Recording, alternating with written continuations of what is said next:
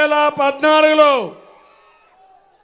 విభజన కష్టాల నుంచి రాష్ట్రాన్ని గట్టెక్కించేందుకు 3 పార్టీలు కలిశాం. ఈరోజు మళ్ళీ కలుస్తున్నాం. జగన్ కబంధ హస్తాల నుంచి రాష్ట్రాన్ని కాపాడుకోవడానికి సిద్ధమా తమ్ముళ్ళు అని మిమ్మల్ని అడుగుతున్నా. కలిసింది మామూలు వ్యక్తులు కాదు. అనుభవం నేను, తపనున్న పవన్ కళ్యాణ్ గారు, దేశాన్ని ప్రపంచ పటంలో పెట్టాలని, నెంబర్ 1 దేశంగా తయారు చేయాలని పనిచేసే నరేంద్ర మోడీ గారు కలిశాం. ఏం తమ్ముళ్ళు తిరుగుంటుందా అని మిమ్మల్ని అడుగుతున్నా. ఇంకో పక్క పవన్ కళ్యాణ్ గారు ఒక సినిమా హీరోనే కాదు, కోట్ల రూపాయల ఆదాయాన్ని వదులుకొని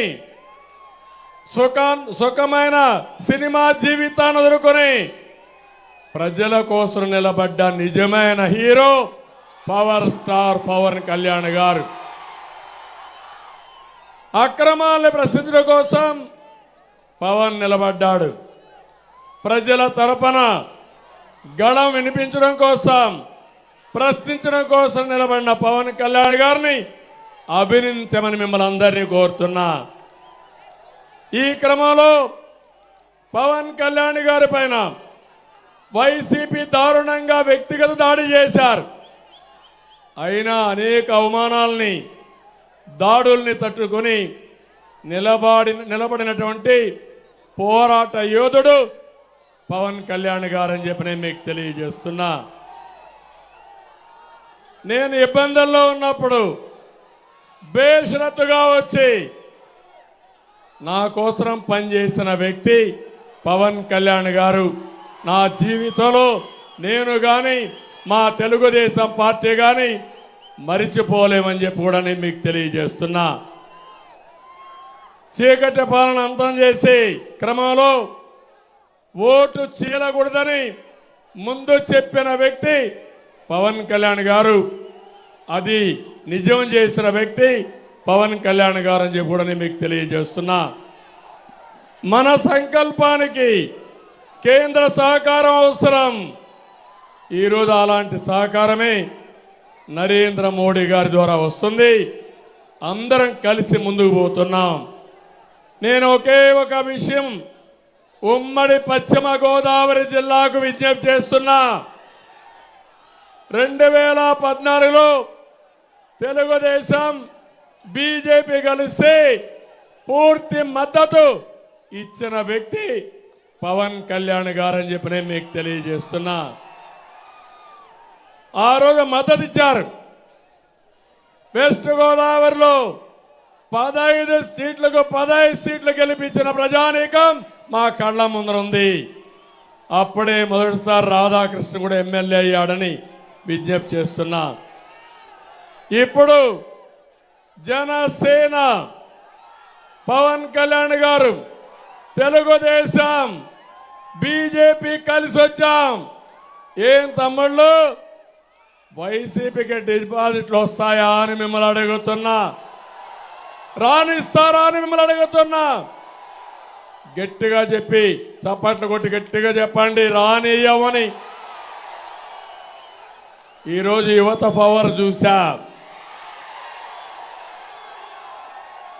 ఈ యువత పవర్ చూస్తే మీరు గాని కన్నెర్ర చేస్తే జగన్మోహన్ రెడ్డి ఎక్కడికి పారిపోతాడు? ఎక్కడికి పారిపోతాడు? లండన్కు పారిపోతాడు. మీరు కన్నెర్ర చేస్తే ఎక్కడికి పోతాడు? మా తమ్ముడు చెప్తున్నాడు, చేతుల్లో చెప్పబట్టుకొని ఎక్కడికి పోతాడో ఇప్పుడే నేను చెప్పను. అది చేసి చూపిస్తాం. నేను పవర్ స్టార్ పవన్ కళ్యాణ్ గారు 2014లో మీరు అధికారం ఇస్తే రాష్ట్రాన్ని అభివృద్ధి చేయాలని ముందుకు పోయాం. అధికారాన్ని ఒక బాధ్యతగా తీసుకున్నాం. ప్రతి క్షణం రాష్ట్రం కోసం తప్పించాం. అద్భుతమైన రాజధాని ఉండాలని అందరి మద్దతుతో అమరావతిని మొదలుపెట్టాం. ప్రతి ఎకరాకు నీరు ఇవ్వాలని సాగునీటి ప్రాజెక్టులకు ప్రాధాన్యత ఇచ్చి పూర్తి చేశాం. 7 మండలాలతో కలిపి పోలవరాన్ని 72% పూర్తి చేసిన బాధ్యత ఆ రోజు ఎన్డీఏ పార్ట్నర్స్కే దక్కింది. 11 కేంద్ర విద్యా సంస్థలు తెచ్చి భూములు ఇచ్చి నిధులు సాధించి పనులు చేశాం. 100కు పైగా సంక్షేమ కార్యక్రమాలు తీసుకొచ్చాం. ప్రతి ఒక్క కుటుంబానికి బాసటగా నిలబడ్డాం. 5 ఏళ్లలో ప్రపంచంలో పెట్టుబడులు తీసుకొచ్చి మా తమ్ముళ్ళందరికీ ఉద్యోగాలు కల్పించాం. తమ్ముళ్ళు జాబు రావాలంటే మళ్ళీ మీకు జాబు రావాలంటే మేము రావాలి. కూటమి రావాలి. కూటమి రావాలంటే మీరేం చేయాలి? 30 రోజులు పనిచేయాలి. అందుకే తమ్ముళ్ళు మేము ఎప్పుడు ఆలోచించింది స్టేట్ ఫస్ట్ అనేది మా ఇంట్రెస్ట్. ఇదంతా మీ కళ్ళ ముందర జరిగే వాస్తవం. ఈరోజు గుర్తు చేసుకోండి, 2014 నుంచి 19 వరకు ఈ రాష్ట్రంలో ఏం జరిగిందో ఒక్కసారి గుర్తు చేసుకోవాలి. బాధుడే బాధుడు. ఎన్నికల ముందు మిమ్మల్ని అందరిని అడిగాడు. ఈ జగన్మోహన్ రెడ్డి పాదయాత్ర చేశాడు, తల మీద చెయ్యి పెట్టాడు, బుగ్గలు నిమిరాడు, ముద్దులు పెట్టాడు. ఇప్పుడేం చేస్తున్నాడు? గుద్దులే గుద్దులు. పిడి గుద్దులు అవునా కాదా అని మిమ్మల్ని అడుగుతున్నా. ఇంకో పక్క ఎక్కడ చూసినా ఇష్టానుసారంగా రాష్ట్రాన్ని విధ్వంసానికి గురి చేసి అప్పులకు తప్పులకి ఇప్పుడు రాష్ట్రం అయితే వెంటిలేటర్ పైన ఉండే పరిస్థితి వచ్చింది. కొన ఊపిరి పైన ఉండే రాష్ట్రానికి ఎన్డీఏ ఒక ఆక్సిజన్ గా పనిచేస్తుంది, శక్తి నుంచి బతికిస్తుంది. రాజధాని కట్టుకోవాలి, పోలవరంతో సహా సాగునీటి ప్రాజెక్టులు పూర్తి చేసుకోవాలి, రాష్ట్రానికి పరిశ్రమలు తేవాలి, మా బంగారు తమ్ముళ్ళకి ఉపాధి కల్పించాలి, ఉద్యోగాలు ఇప్పించాలి, ఇండస్ట్రియల్ కారిడార్స్ అభివృద్ధి చేయాలి.